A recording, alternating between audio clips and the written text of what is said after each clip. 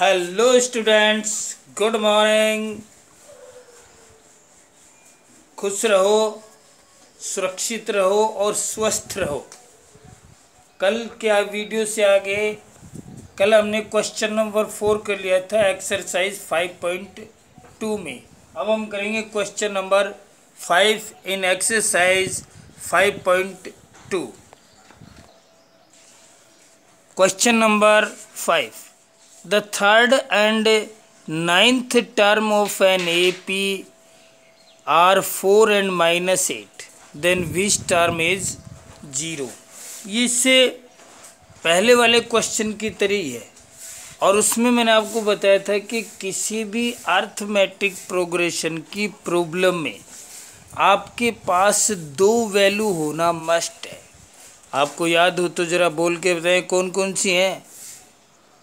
Good, A and D. तो सबसे पहला काम है कि हमारे पास ए और डी होना ज़रूरी है। तो देखिए, अकॉर्डिंग टू क्वेश्चन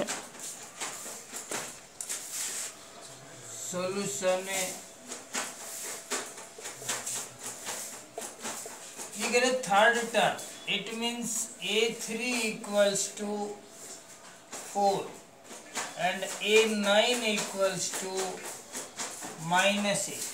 A3 का फॉर्मूला बताइए। बिल्कुल right, A + 2D equals to 4, equation number first. And 9th term का फॉर्मूला होगा A + 8D equals to -8, equation number second. Subtract equation first from में equation second. A + 8D equals to -8 और A + 2D equals to 4, equation number first. और जब हम subtract करते हैं तो ये आपको इससे पहले वाले क्वेश्चन में बताया था कि जब हम सब्ट्रैक्ट करते हैं तो नीचे वाली जो इक्वेशन है उसकी साइन चेंज हो जाती है। ये माइनस और ये भी माइनस, ये कैंसिल हो गए, सब्ट्रैक्ट हो गए। ए में से गया 0, 8 में से 2 6D। और ये उस दिन आपको बताया था कि जब दो नंबर सेम साइन के हों तो वो ऐड होते हैं। अब यहाँ पे 8 भी माइनस का है और 4 भी माइनस का है, तो ये ऐड हो जाएंगे। तो 8 और 4 हो गए -12। तो D equals to -12/6, D equals to -2। Put D equals to -2 in equation first. ये आपको ज़रूरी नहीं आप फर्स्ट में लिखें, सेकंड में भी रख सकते हैं और थर्ड हो तो थर्ड में भी रख सकते हैं। तो हो जाएगा A + 2 × -2 equals to 4, A - 4 plus minus minus हो गया equals to 4, A equals to 4 + 4 8, A equals to 8। अब क्वेश्चन ये कह रहे हैं कि कौन सी term, which term is 0। It means now the value of an यानी nth term. Now value of nth term is 0। Now an equals to 0। ये कह रहे हैं कि nth टर्म वो 0 है, तो वहाँ पे आपको वैल्यू फाइंड करनी है n की। किसकी? फॉर्मूला लिख दीजिए, पता ही आपको, एक बार फिर लिख देता हूँ। A + n - 1 इंटू, यहाँ आ जाएगा A + n - 1 into D equals to an, या 0 लिख दीजिए, बाद में लिख देंगे। A बोले तो 8, n आपको फाइंड करना है D -2 और an की वैल्यू 0। अब उस दिन आपको बताया था कि जब हम ट्रांसफ़र करते हैं तो प्लस माइनस यानी ये जो साइन है पहले इससे ट्रांसफर होगा, ये जाएगा n-1 इंटू -2 इक्वल्स टू, ये प्लस का इधर जाके हो जाएगा -8 और जीरो का यहाँ पे कोई वैल्यू होती नहीं है इसलिए 0 0 रहेगा। वैसे तो जीरो की वैल्यू होती है लेकिन यहाँ पे कोई वैल्यू नहीं है इसकी। अब आप इस ब्रैकेट को ओपन भी कर सकते हैं इसको मल्टीप्लाई करके, लेकिन ज़्यादा अकॉर्डिंग टू मी ज़्यादा इजी ये रहेगा कि आप ये 2 को इधर यहाँ मल्टीप्लाई है, इधर जाएगा सब डिवाइड में हो जाएगा। n-1 equals to -8 upon -2 minus minus plus या माइनस से माइनस कैंसिल, जो आपको अच्छा सूट करता है। 4 टाइम डिवाइड हो गया तो n इक्वल्स टू 4, ये 1 इधर ट्रांसफर हो जाएगा, +1 equals to 5। Therefore fifth term is B, fifth term भी 0 of given AP। Okay, understand हो? अच्छा, next question, the third term of an AP is 16 and seventh term is more than 12 to its fifth term, find the AP।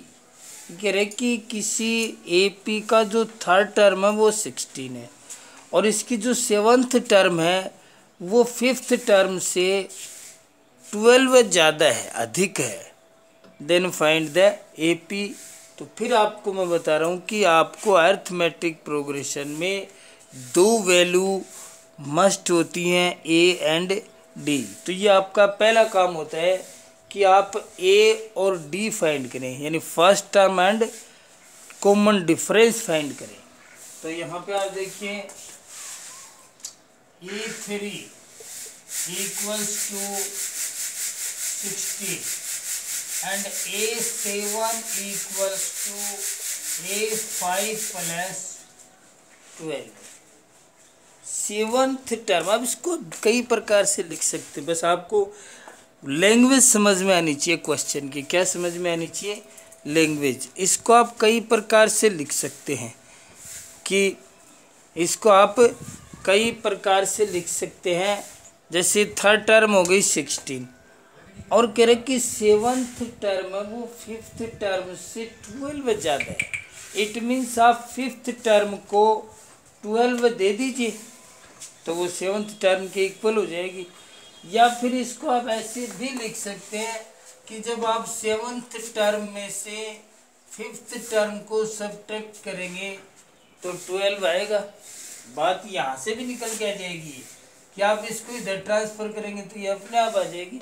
ये आपको मतलब उस पर self उस पर डिपेंड करता है कि आप कितना क्वेश्चन की लैंग्वेज को समझते हैं। अब इसका हो गया A plus 2D equals to 16, ये इक्वेशन नंबर फर्स्ट होगी। और यहाँ पे आप मान लीजिए इसको ऐसे लिखते हैं पहले, या सीधे ये भी लिख सकते हैं आप। यदि ऐसे लिखते हैं तो इधर आ गया ट्रांसफर हो गए। अब इसकी वो लिख दीजिए आप फॉर्मूला, सेवंथ टर्म का फॉर्मूला A प्लस 6D और यह माइनस फिफ्थ टर्म का हो गया A plus 4D equals to 12। तो अब ये ब्रैकेट ओपन कर दीजिए, A plus 6D minus A minus 4D या माइनस। तो जब हम ब्रैकेट को ओपन करते हैं तो जो अंदर के साइन है ब्रैकेट के अंदर के साइन चेंज हो जाते हैं। यदि ब्रैकेट से पहले माइनस है और ब्रैकेट से पहले प्लस हो तो उसके साइन पे कोई इफेक्ट नहीं पड़ता, वो नो चेंज होते हैं। इक्वल्स टू 12 है। अब ये A प्लस का और ये माइनस का कैंसिल हो गए और ये 6D प्लस का और 4D माइनस का तो पता है सब्ट्रैक्ट होंगे। तो 2D इक्वल्स टू 12 है, D equals to 12 upon 2, D equals to 6। अब ये जो 6 है ये इक्वेशन नंबर फर्स्ट में रख देंगे। Put d equals to 6 in equation first. A plus 2 into 6 equals to 60. A plus 12 equals to 16. ये 12 इधर चला जाएगा, उधर थोड़ा इधर आगे. A equals to 16 minus 12 है. A equals to 4. अब आपके पास फर्स्ट टर्म A 4 आ गई एंड कॉमन डिफरेंस D कितना आ गया, 6 आ गया. A और D हो गया. अब आप कुछ भी फाइंड कर सकते हैं. तो फर्स्ट टर्म अब AP जब आप लिखते हैं, कोई भी AP लिखते हैं अर्थमेटिक प्रोग्रेशन, तो मतलब कम से कम उसकी 3 टर्म लिखनी चाहिए. आपको 4 लिखते हैं तो आपकी मर्जी की बात है, लेकिन कम से कम कितनी टर्म लिखनी चाहिए, 3. तो फर्स्ट टर्म तो है आपके पास, ये रही. कौन सी टर्म नहीं है, सेकंड. तो फाइंड कर लीजिए. Now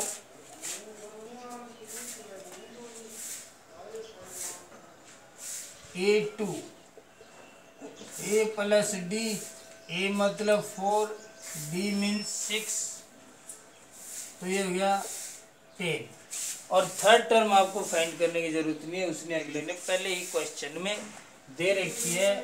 therefore AP equals to 4 first term, 10 second term and 16 third term. Dot dot dot. Understand? Okay. Next question. How many numbers of 3 digits are divisible by 7? तो देखिए, इसमें सबसे पहले तो आपको ये पता होना चाहिए कि 3 डिजिट नंबर कहाँ से स्टार्ट होते हैं. अकॉर्डिंग टू मी 100 से स्टार्ट होते हैं. कहाँ से स्टार्ट होते हैं, 100 में 1 0 0 3 डिजिट हो गए ना. अब आपको ये देखना है कि 100 के बाद फर्स्ट नंबर कौन सा है जो 7 से डिविजिबल हो. तो ये आपको कॉमन सेंस से देखना पड़ेगा, या फिर आपको टेबल से लर्न होनी चाहिए. जैसे आप ऐसी कौन सी टेबल्स हैं, वो नंबर्स हैं 100 के बाद जो 7 से डिविजिबल हो. तो मैं बता दूं 15 7 या 105 होते हैं. 15 7 या 105. इट मीन्स जो थर्ड 3 डिजिट नंबर है वो पहला डिजिट होगा 105 जो 7 से डिविजिबल होगा. तो यार लिखिए आप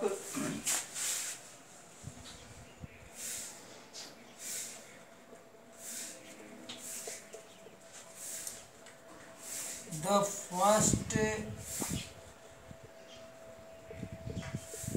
3 डिजिट नंबर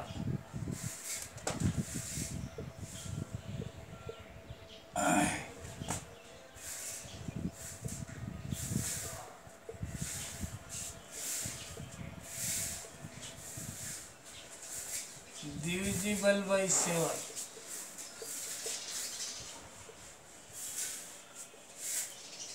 is B 105. अभी फर्स्ट है तो ये A हो जाएगा. क्या हो जाएगा, A 105. एंड द लास्ट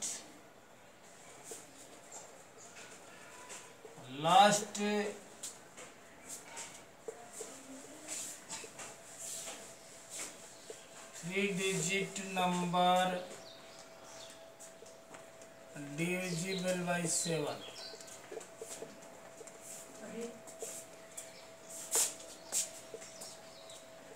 ये हो जाएगा A एंड लास्ट है ना.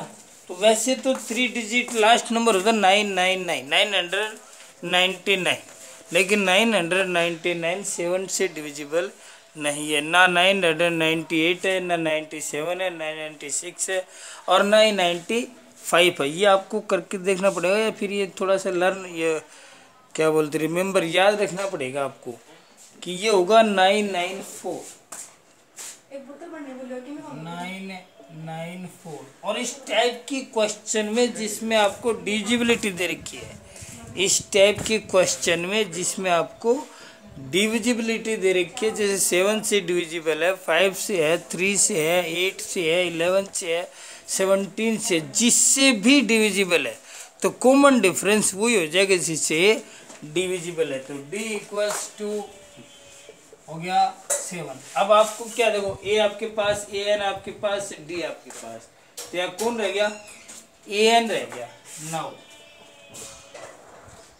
ए plus N minus 1 into D equals to A N. A की वैल्यू 105 प्लस एन आपको फाइंड करना है, डी की value 7 equals to A N आ गया 994। 105 ट्रांसफर हो जाएगा, N minus 1 into 7 equals to 994 minus 105, तो ये हो गया इंटू 7, सब्ट्रैक्ट कर दीजिए। 14 में से 5 गया 9, 8 में से 0 गया 8 और 9 में से 1 गया 8।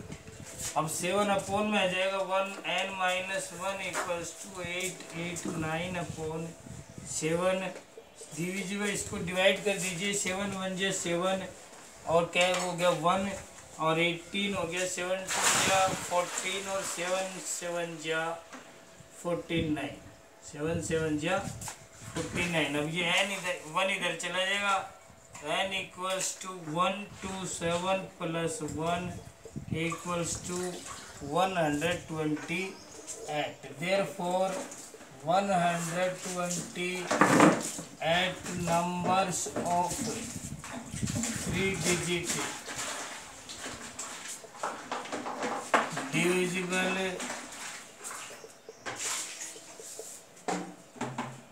by 7. Understand? आज का last question, find the 11th term from last term of 10 7 4 ... -62। इसका मतलब ये है कि आप ये कह रहे हैं कि आप लास्ट टर्म से और 11th टर्म फाइंड कीजिए। तो इसका मैं आपको बिल्कुल ही इजी एक आसान सा तरीका बता देता हूँ। जब आपको लास्ट टर्म से कोई टर्म फाइंड करवा रहे हैं तो आप उस एपी को रिवर्स लिख दीजिए। आप जो गिवन एपी है ना उसको क्या लिख दीजिए। अब यहाँ पे देखिए आपके पास जो कॉमन डिफरेंस है वो -3 आ रहा है। यहाँ पे इसको जैसे ही आपको देखना है 10 7 4 और -62, D equals to 7 minus 10 equals to -3 आ रहा है। आप इसको रिवर्स लिख दीजिए। क्या लिख दीजिए, रिवर्स।